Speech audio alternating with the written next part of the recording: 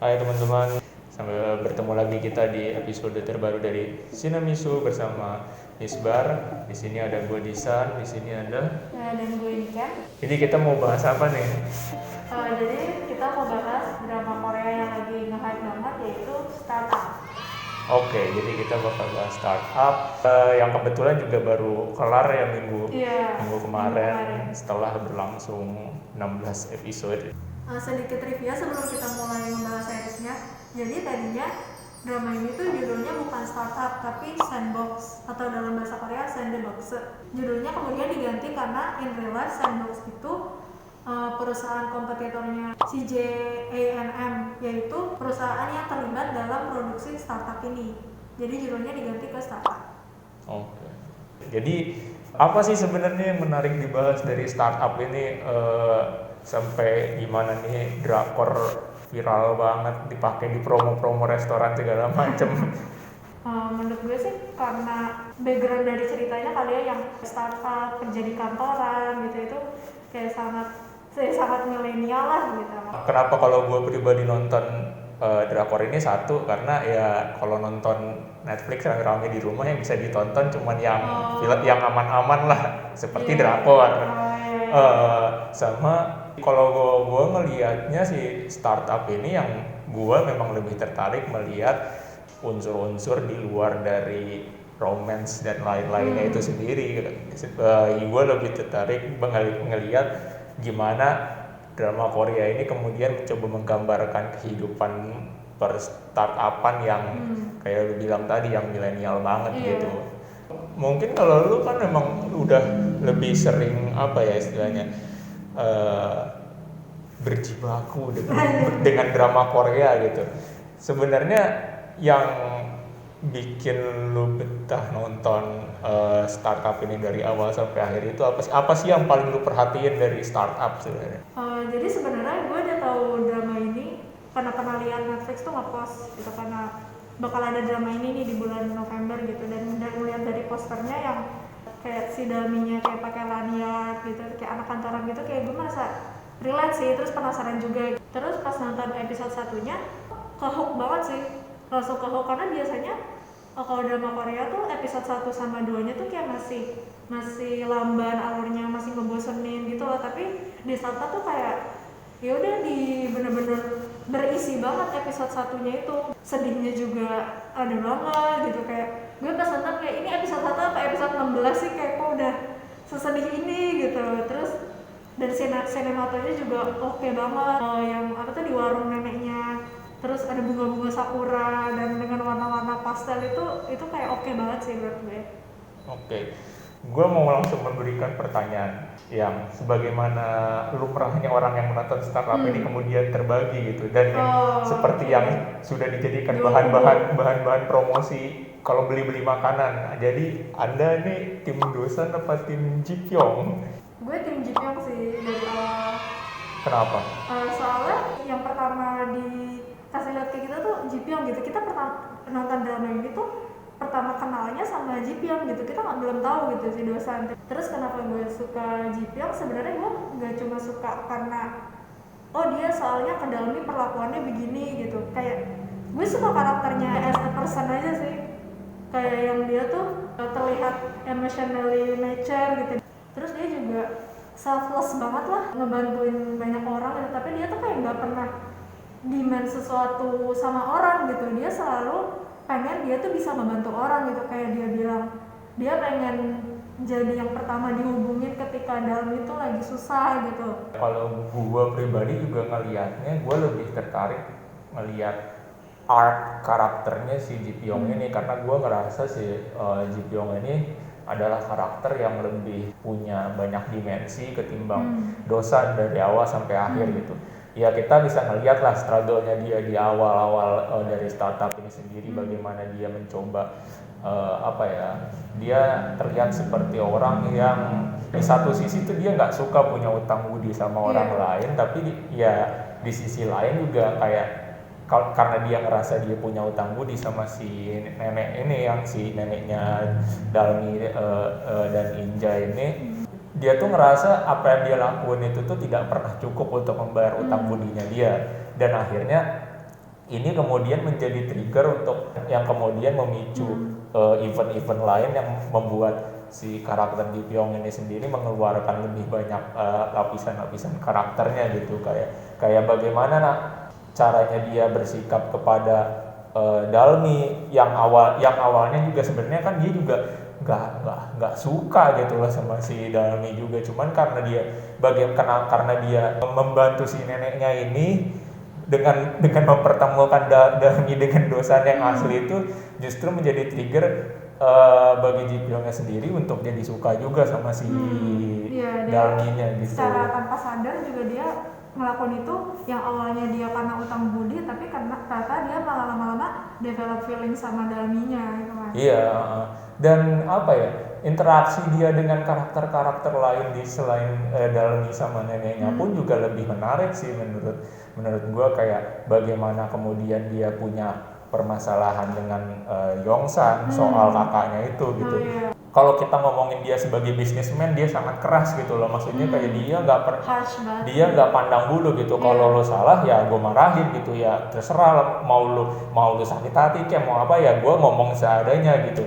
Dan Yongsan di satu sisi sebagai orang yang punya kakak dan kemudian kakaknya bunuh diri karena stres lah mungkin dengan apa ya, kata-katanya dari Ji Pyong selaku dalam tanda kutip calon investor startupnya kakaknya Yongsan ini, ya siapa lagi yang bisa dia salahin selain menurut dia ya, selain orang yang ngeluarin kata-kata kasar ke kakaknya gitu loh. Cuman kemudian akhirnya di satu sisi Yongsan sadar kalau misalnya ini bukan salahnya Ji Pyong gitu loh, kayak ya it's just a business. Di satu sisi Ji Pyong pun juga kemudian menyadari kalau misalnya ya ada kalanya dia tidak perlu untuk ngomong setajam itu gitu loh. Maksudnya kayak tidak setajam itu adalah ada cara untuk bagaimana kemudian dia bisa menyampaikan poinnya tanpa untuk terlihat benar-benar harsh yang bikin sakit hati orang gitu, yang akhirnya mereka tiba sampai di titik tengah untuk kemudian saling memaafkan sih gitu. Makanya itu justru kalau gue pribadi justru gue lebih puas ngeliat itu ketimbang bagaimana startup ini mencoba menyelesaikan masalah cinta segitiganya antara Ji Pyong, Dosan dan Dalmi sih. Iya, Ji Pyong dan brutal honesty-nya dia itu sebuah trait yang sangat helpful banget sih. Maksudnya sebagai mentor, nitpicking-nya si Ji Pyong itu walaupun emang bikin kayak sakit hati itu secara personal, tapi itu juga yang membuat mereka justru termotivasi gitu loh. Santek itu kan kayak yang anak muda banget, terus mereka tuh kayak penuh mimpi lah, pengen bikin ini, pengen bikin gitu, dan Ji Pyong ini sosok yang kayak reality check mereka gitu loh. Jadi apa yang dia bilang tuh yang hal-hal menyakitkan itu kayak yang sesuatu yang bring them back to reality gitu loh ketika mereka udah kejauhan gitu medianya.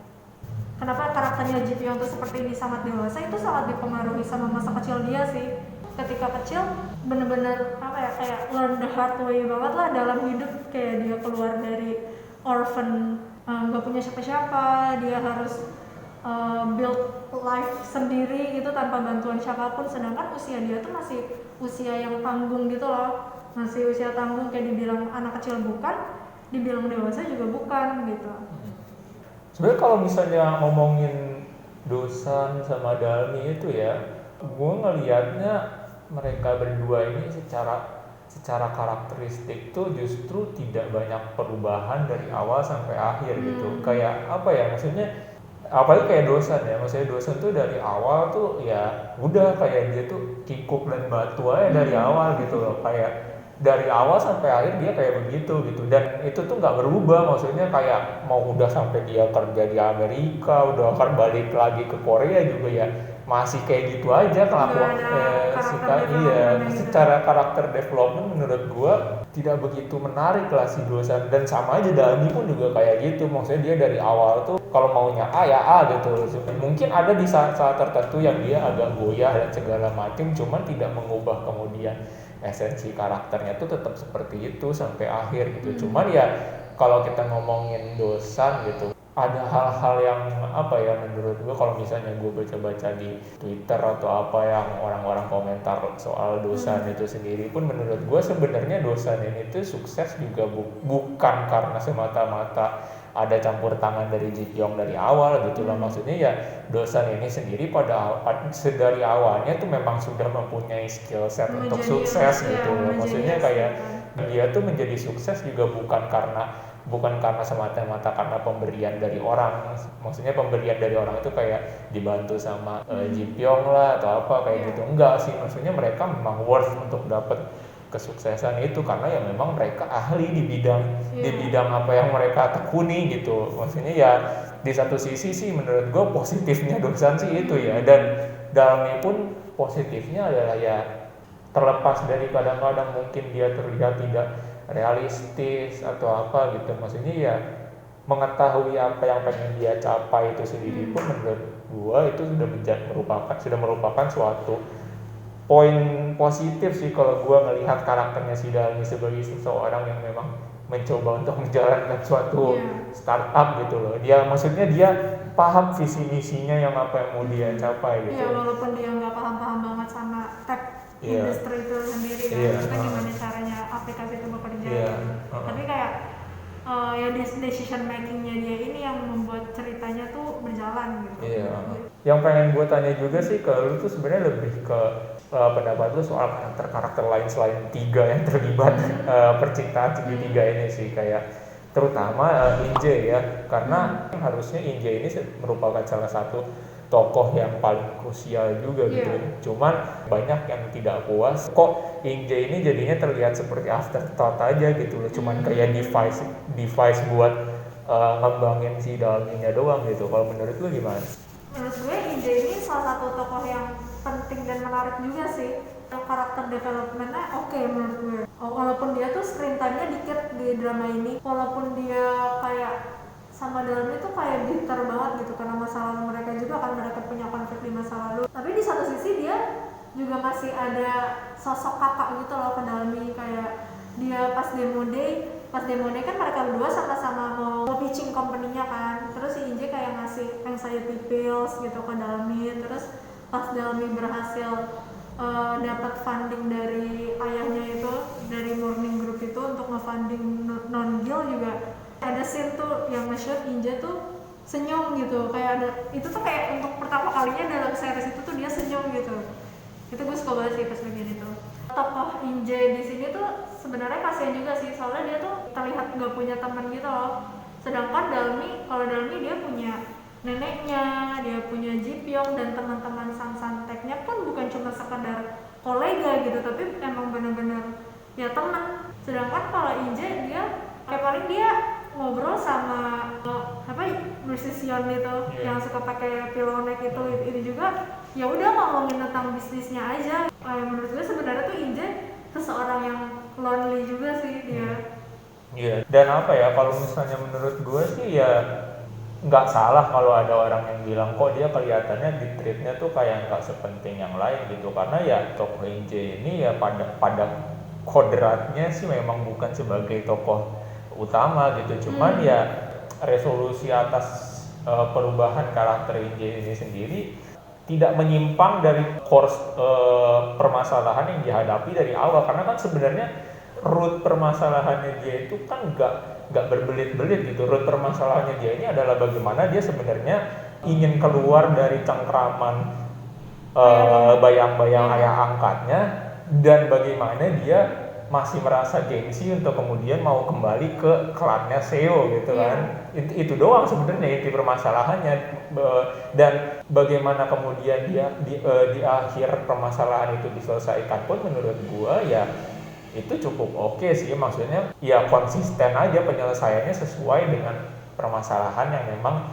dibangun untuk tokoh si Inje ini dari awal. Dan memang kalau melihat dari apa yang dia hadapi dan pada akhirnya kemudian dia bisa rekonsiliasi lagi dan menerima dirinya untuk bisa membawa dirinya untuk kembali datang ke klannya Seo itu sendiri, ya itu tidak perlu untuk dibikin dengan lebih ribet lagi atau lebih panjang lagi gitu ya.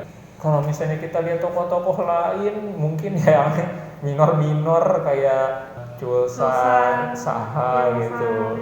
Nah kalau Chulsan sama Saha sendiri bagaimana tuh? Oh iya nih Chulsan sama Saha ini mereka sangat ter-highlight sih menurut gue, kayak mereka tuh scene bagian mereka tuh kayak udara segar di tengah drama Dosan Dalmi yang semrawut gitu, kayak fresh banget dan cute juga ke interaksi mereka gitu.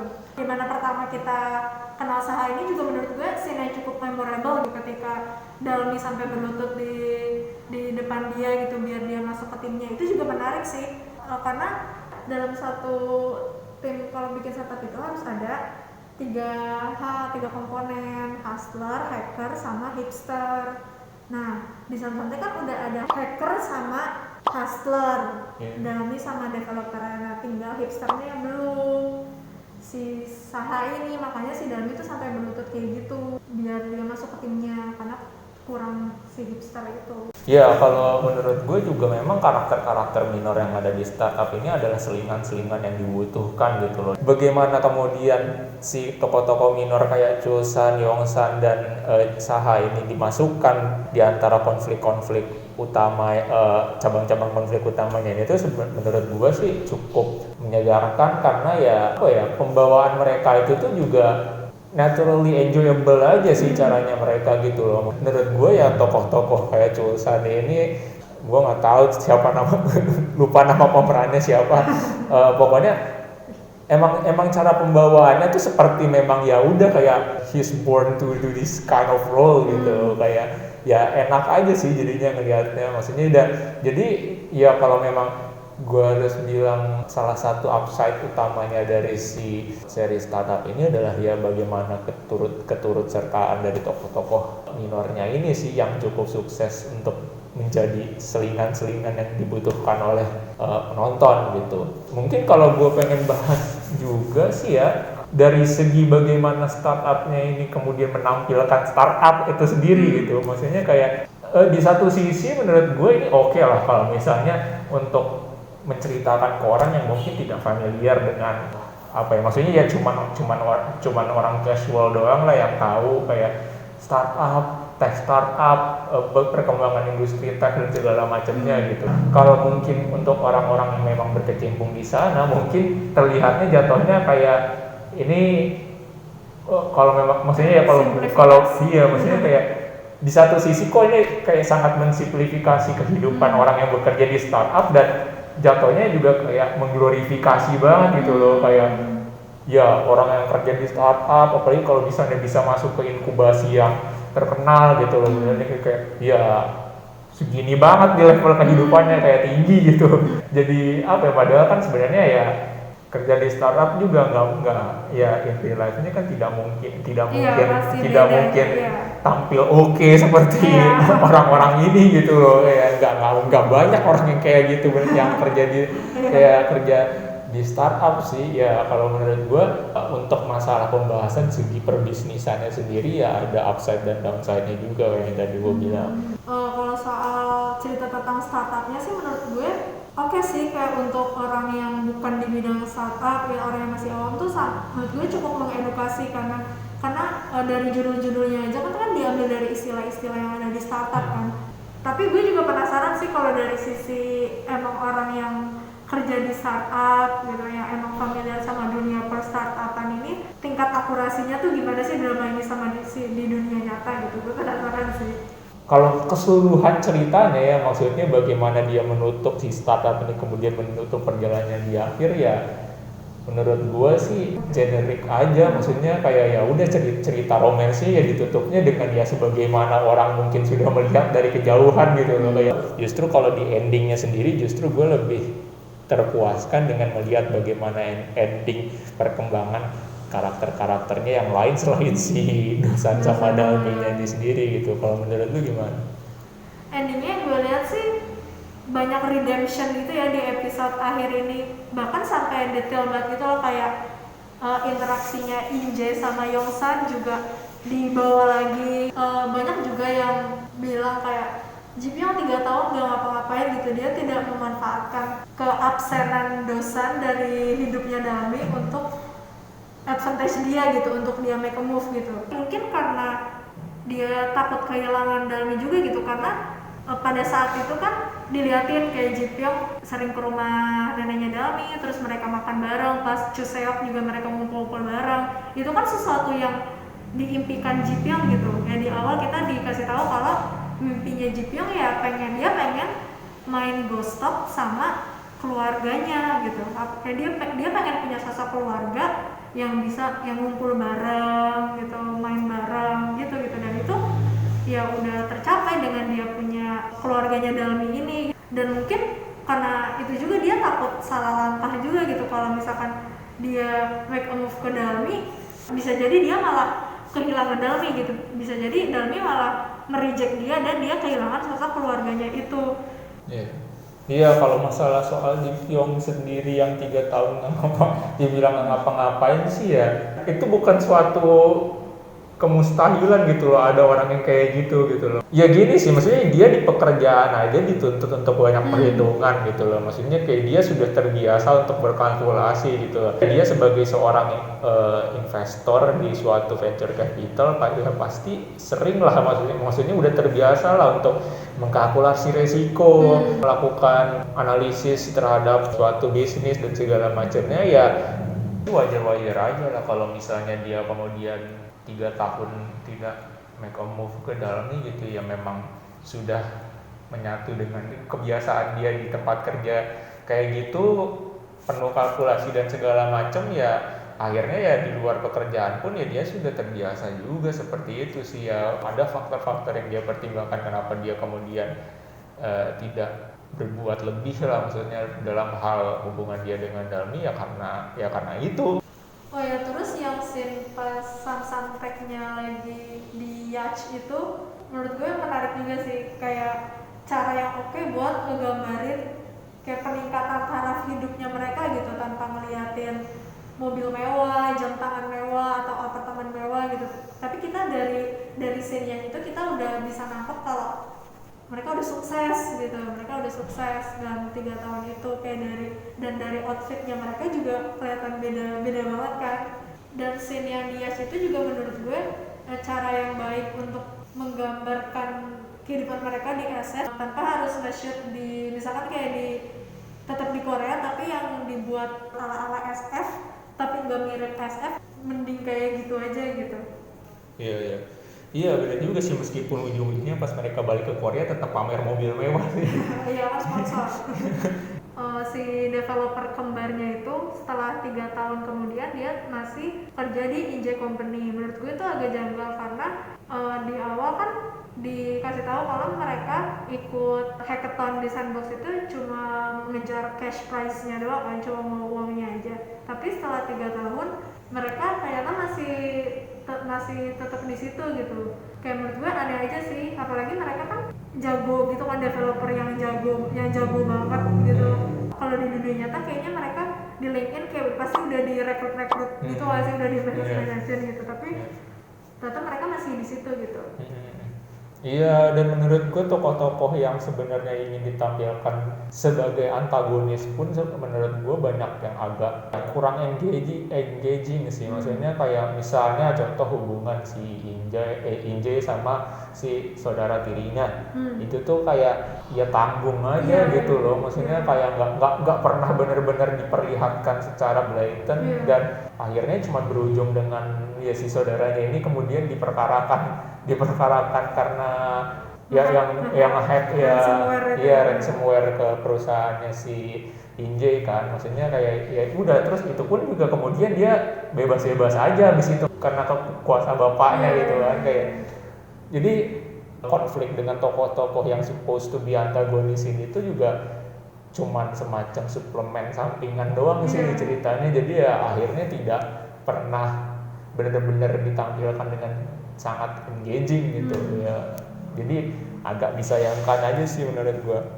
Kira-kira ini sudah cukup banyak kita melakukan pembahasan soal startup ini. Mungkin teman-teman ada yang berpikiran sama, atau mungkin ada hal-hal lain yang menurut teman-teman juga menarik untuk dibahas. Silahkan komen atau apapun. Sampai bertemu di episode Sinden Isu berikutnya yang entah kita akan membahas apa. Sampai jumpa.